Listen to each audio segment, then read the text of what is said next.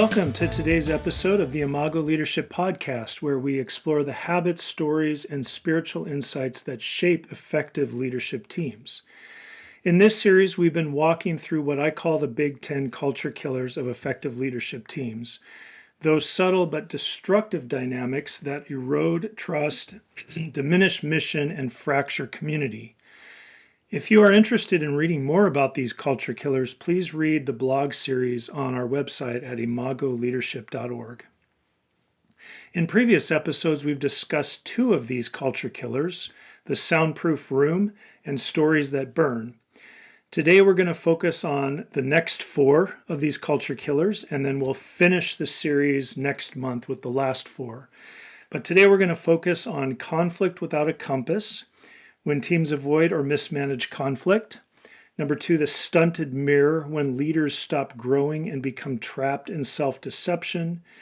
Thirdly, lone wolves in shared fields, when power operates without accountability. And finally, the compliance cage, when HR practices prioritize policy over people. Each of these represents a different way that leadership cultures can drift off course. But each also offers us a chance to reform, to rediscover God's vision for reconciliation, growth, and accountability, and human flourishing. Why are these four so important? Because they touch the core of how teams function, how we handle disagreement, how we grow, how we share power, how we care for people. If any of these areas are neglected, the mission itself suffers. So in this episode, we'll not only diagnose the problem, but also explore the redemptive possibilities. We'll look at scripture, literature, and real-world organizational stories, and we'll end each section with practical questions and practices you can take back to your own team. So let's begin with the first culture killer, conflict without a compass.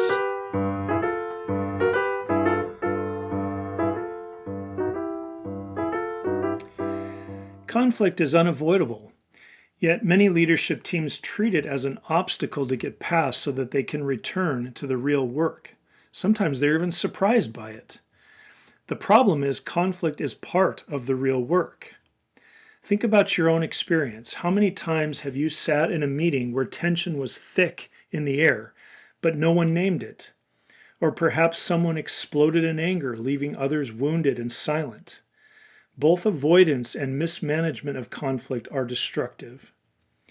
In Matthew 18, Jesus reminds his disciples that when two or three gather in his name, he is present among them. That includes moments of disagreement.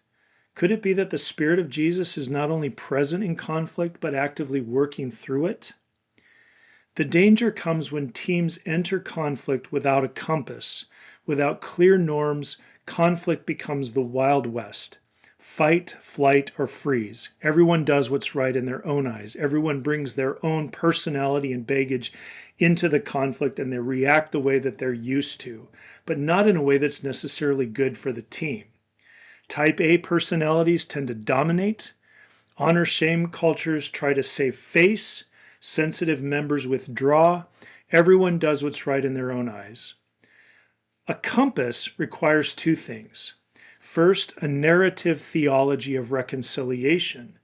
Conflict isn't just about winning arguments, it's about embodying God's mission of reconciliation. Paul reminds us in 2 Corinthians 5 that we are entrusted with the ministry of reconciliation. That means that conflict is not a distraction, it's a sacred opportunity. So we really need to develop our theology of reconciliation and let that theology be woven into the culture and into the ways of thinking of our team. And secondly, explicit team norms. Teams need agreed upon practices for handling conflict. That's the only way for people to get past their kind of default ways of reacting and act in a way that they can be held accountable for within the context of their team. Documenting these norms reduces toxic reactions and keeps everyone aligned. Let's pause here. Imagine a leadership team that has no agreed upon way to handle conflict. One member raises a concern about workload, another interprets it as criticism, a third tries to smooth things over but ends up silencing the concern. The meeting ends with unresolved tension, and over time, these patterns erode trust. Now imagine the same team with a conflict compass. They begin by reminding themselves of their shared commitment to reconciliation. They may even spend time in scripture before they try to delve into the conflict itself. That's a very appropriate way to begin discussions of conflict. They have agreed to listen without interruption, to ask clarifying questions, and to seek understanding before offering solutions. The concern is raised, discussed openly, and addressed constructively. The team leaves stronger, not weaker. Conflict, then, is not the enemy of mission. It is the crucible in which mission is refined. It is the place where creativity emerges, where differences become gifts, and where reconciliation embodies the gospel. So here's some practical questions for your team. Do we have explicit norms for handling conflict? How do we remind ourselves of God's call to reconciliation during disagreements? Are we more likely to avoid conflict, dominate it, or absorb it silently? Conflict without a compass destroys teams, but conflict with a compass transforms them into reconciling communities that discern and innovate together.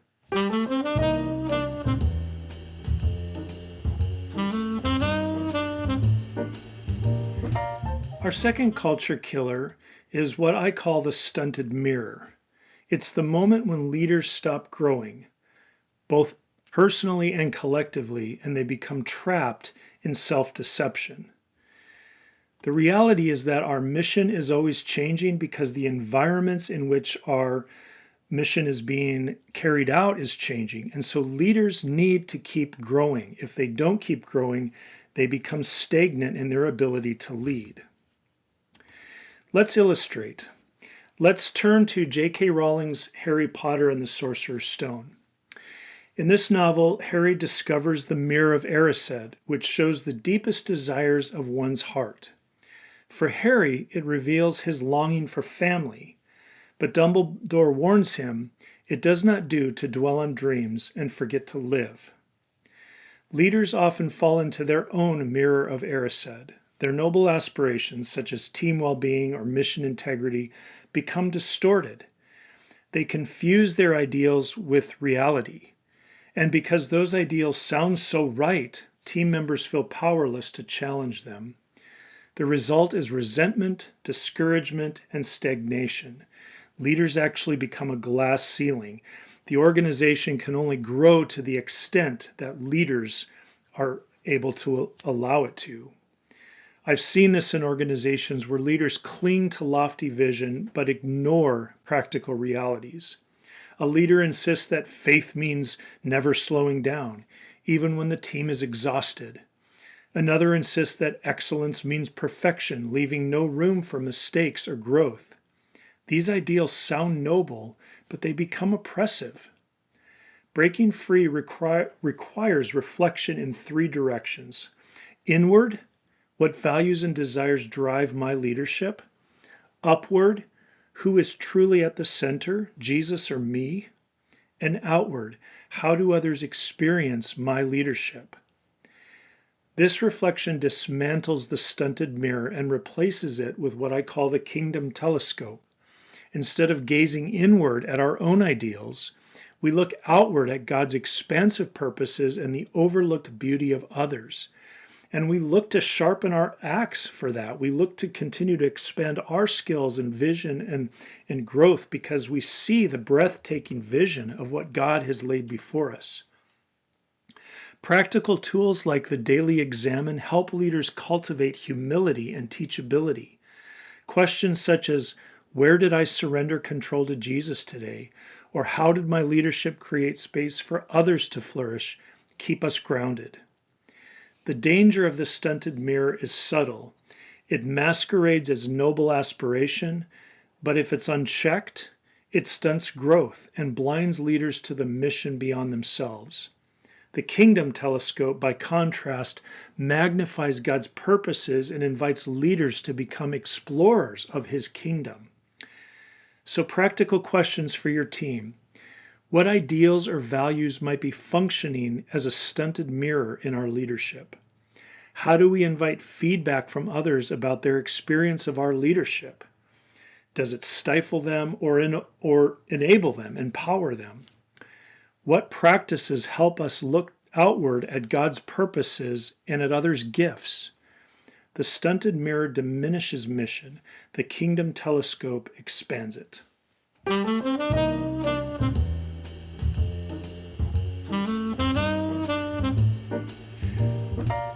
Our next culture killer is called lone wolves in shared fields.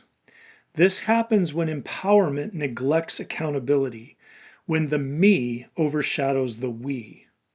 The cautionary tale of the Mars Hill Church illustrates this vividly, where Pastor Mark Driscoll's charisma and vision attracted thousands, but over time, unchecked authority led to bullying, spiritual abuse, and toxic culture. His infamous statement, "There is a pile of dead bodies behind the Mars Hill bus," revealed a leadership ethic that sacrificed people for mission. This isn't just about one leader. It's about systems that allow lone wolves to thrive and destroy people. When accountability structures weaken, when boards rubber stamp decisions of charismatic leaders, and when their charisma outweighs character, leaders can consolidate power unchecked. This is where the power of community is incredibly important in leadership. Literature gives us another lens. Joseph Conrad's Heart of Darkness, for example. In this story, Kurtz, the ivory trader, becomes a godlike figure in the Congo, indulging in unchecked power and savagery. Alone, without accountability, he collapses into corruption. Jesus offers a radically different vision in John 10 of the Good Shepherd. Unlike the hired hand who abandons the sheep, the Good Shepherd lays down his life for them. Leadership shaped by the shepherd listens empathetically, reconciles differences, and honors others. Teams can resist lone wolf dynamics by asking hard questions. Whose voices are we listening to? Are HR decisions reflecting mercy or liability? Are we building fences or opening gates? These examine questions shift focus from self-preservation to communal care. So here's some practical questions for you and your team. Do our structures prioritize accountability as much as empowerment? How do we ensure that charisma never outweighs character? And where might we be tolerating toxic behaviors masked by productivity? The danger of lone wolves in shared fields is systemic, but the antidote is clear. Shared discernment, sacrificial leadership, and accountability rooted in the heart of the Good Shepherd.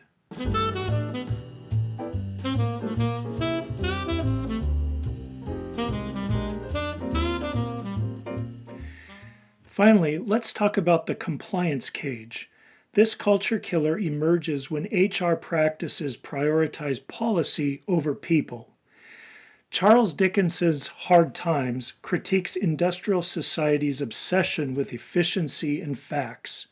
Characters like Louisa and Tom suffer emotional starvation, while Sissy Jupe embodies compassion and loyalty.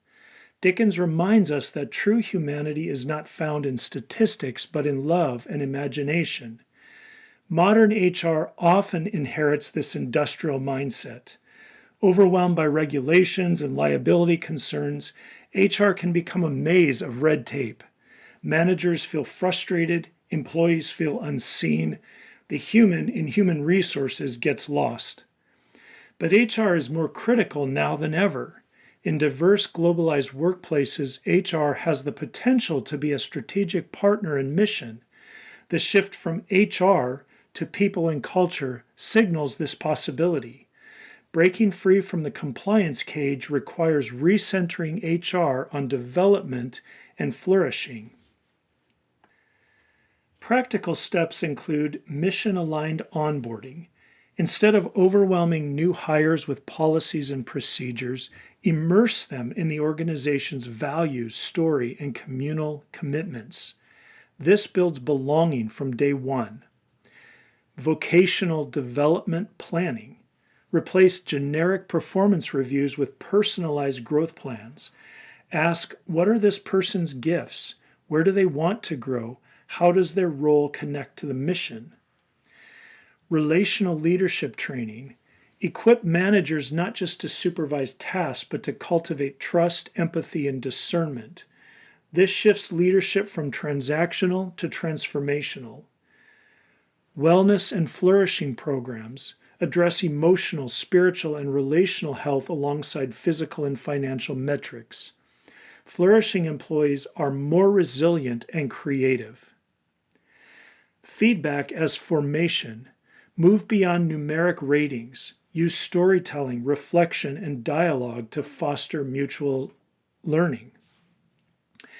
Conflict transformation frameworks.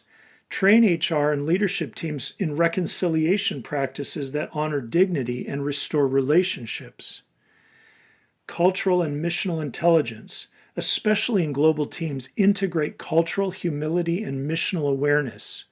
Diversity becomes a strategic asset, not a compliance checkbox. Learning cohorts and peer formation. Facilitate cross-functional communities where staff explore leadership, identity, and purpose together. Role clarity and communal contribution. Help teams articulate not just what they do, but how their roles contribute to the shared mission. And finally, HR as a strategic partner. Position HR as a co-leader in organizational strategy, shaping culture and talent development rather than simply enforcing policy. When HR integrates compliance into a broader people-first strategy, it safeguards the organization while advancing its mission. The compliance cage is real, but it can be dismantled by reimagining HR as a strategic partner in mission and in cultivating human flourishing. So here's some practical questions for your team. Are our HR practices primarily about protecting the organization, or do they also develop people? How do our onboarding and performance reviews connect employees to the mission? Where might red tape be frustrating managers and staff, and how can we simplify? The compliance cage reminds us that organizations are human endeavors. Policies matter, but people matter more. When HR becomes a partner in flourishing, leadership teams thrive.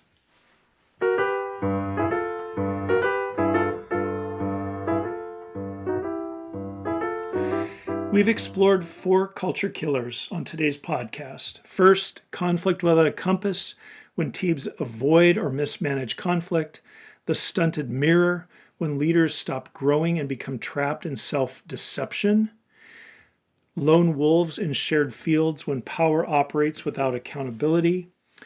And finally, the compliance cage, when HR practices prioritize policy over people. Each represents a different way leadership teams can lose their way, but each also offers a redemptive alternative. Conflict without a compass can become conflict with a compass, guided by reconciliation and explicit norms. It can transform conflict into mission advancement. The stunted mirror can be replaced with the kingdom telescope, magnifying God's purposes and others' gifts and how they contribute and participate in God's mission.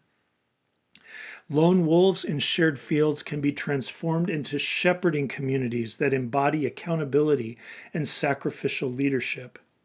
And the compliance cage can be dismantled by recentering HR on people and flourishing. Together, these culture killers highlight a common theme. Leadership is relational, communal, and missional. When teams avoid conflict, stop growing, neglect accountability, or reduce people to policies, they undermine the very mission they seek to advance. But when they embrace reconciliation, humility, accountability, and human flourishing, they embody the kingdom of God in their leadership. They are a force to be reckoned with. Let's reflect more deeply on what this means.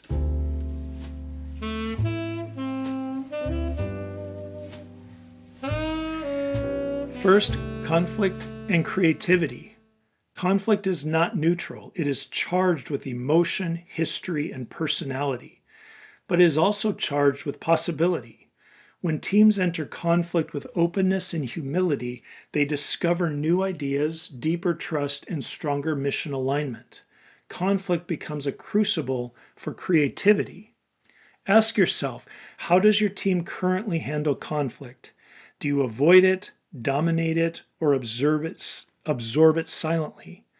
What would it look like to establish explicit norms and anchor conflict in reconciliation? Secondly, growth and self-deception. Leadership requires continual growth. When leaders stop reflecting inward, upward, and outward, they become trapped in self-deception. The stunted mirror blinds them to reality, but the kingdom telescope invites them to look outward, to magnify God's purposes and others' gifts. Ask yourself, what practices help you reflect on your leadership motives? How do you invite feedback from others? Where might your ideals be functioning as a stunted mirror? Thirdly, power and accountability. Power without accountability is dangerous. Lone wolves thrive when systems allow them to act unchecked. But leadership shaped by the Good Shepherd lays down its life for others. It listens, reconciles, and honors. Ask yourself, do your structures prioritize accountability as much as empowerment? How do you ensure that charisma never outweighs character? And where might toxic behaviors be tolerated because they're masked by productivity? And finally, policy and people. HR practices matter. Policies protect organizations, but when policies overshadow people, the compliance cage forms. HR must be reimagined as a strategic partner in mission and human flourishing. Ask yourself, are your HR practices primarily about compliance, or do they also develop people? How do onboarding and performance reviews connect employees to mission? And where might red tape be frustrating managers and staff? As we close, let's step back and consider the bigger picture.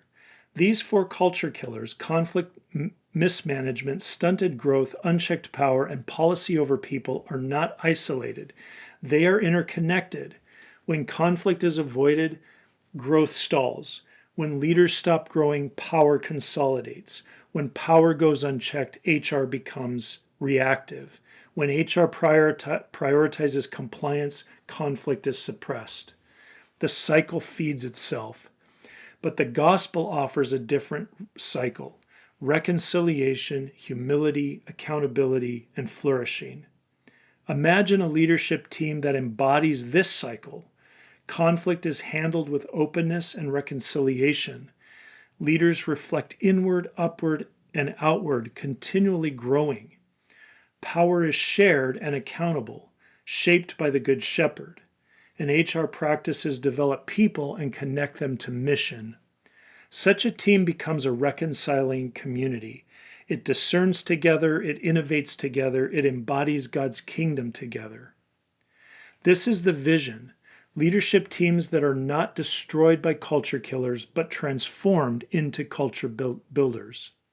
So here's the invitation. Reflect on your team. Where do you see signs of these culture killers? What practices can you adopt to dismantle them? And how might your leadership become a reconciling, shepherding, flourishing presence in your community? Thank you for joining me today. May your leadership be marked not by culture killers, but by culture builders, practices that honor God, empower people, and advance mission. We'll see you next month.